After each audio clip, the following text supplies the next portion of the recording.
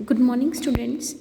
आज हम डिस्कस करेंगे एक्सरसाइज 10.5 से area between two polar curves. अब हमें दो पोलर कर्व्स के बीच में अगर एरिया निकालना मीन्स अगर हमारे पास एक इस तरीके से कि R1 is equals to F of theta, एक तो ये कर्व गिवन है, एक हमारे पास गिवन है R2 is equals to G of theta. दो पोलर कर्व्स गिवन है मीन्स कुछ अगर इनके फिगर मैं रफली ड्रॉ कर रही हूँ कि R1 मेरी ये है, R2 हमारी ये है।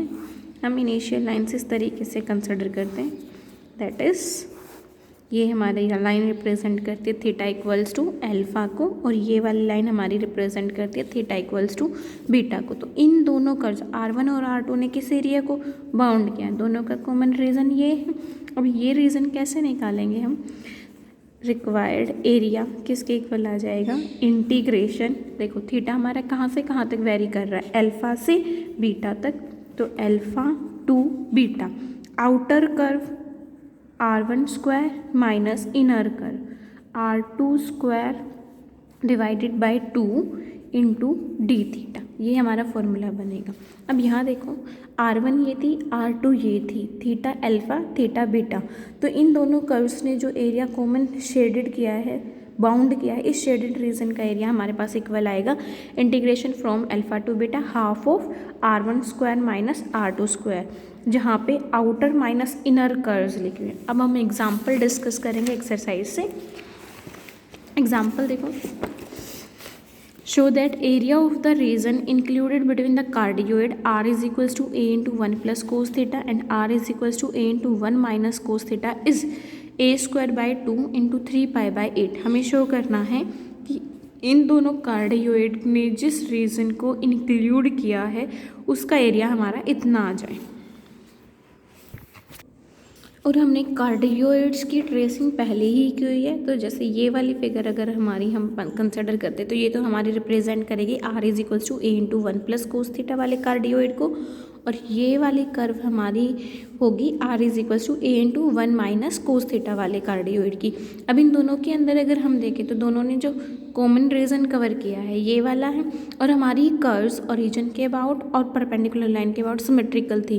दैट मीन्स कि इतना एरिया इस एरिया के इक्वल है, मीन्स ये टोटल जो बाउंडेड एरिया है ये 4 इक्वल पार्ट्स में डिवाइड हो गया, और हम इनमें से किसी एक का एरिया निकालेंगे और उसको 4 से मल्टीप्लाई कर देंगे।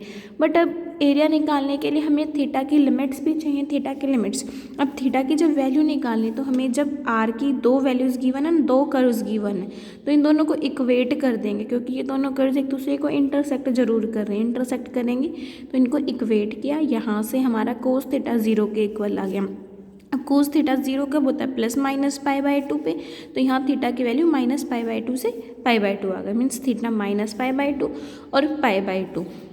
अब हम केवल इस एक पार्ट के एरिया को निकाल रहे हैं और बाकी सबको उस एरिया को 4 से मल्टीप्लाई कर देंगे तो चारों का एरिया आ जाएगा। अब सिर्फ इतने वाले पार्ट के लिए निकाल रहे हैं, तो इस केस में हमारा थीटा कितना है, 0।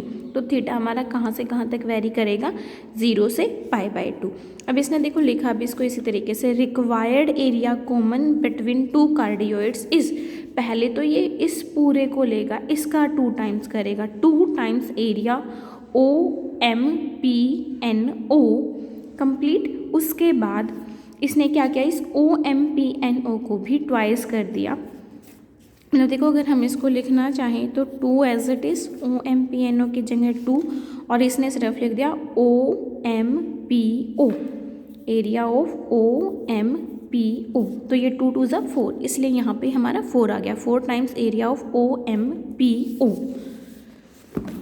अब इसको सोल्व करते, रिक्वायर्ड एरिया हमारा कितना हो जाएगा, 4 टाइम्स एरिया ऑफ OMPO, और OMPO ये एरिया, अब देखो कौन सी कार्डियोइड ने कवर किया है, इस वाली कार्डियोइड ने कवर किया है ना, और इसके लिए इक्वेशन मेरी है R is equals to A into 1 minus cos theta. और पोलर फॉर्म में जब कार्डियोइड एरिया की कवर करती तो वहाँ एरिया निकालने का फॉर्मूला हमारे था थीटा की limits half of R square D theta. Theta यहाँ पे हम 0 टू पाई बाई 2 लेके चले हैं, R स्क्वायर, R हमारा है a into 1 minus cos theta, R square आ जाएगा a square into 1 minus cos theta का होल स्क्वायर।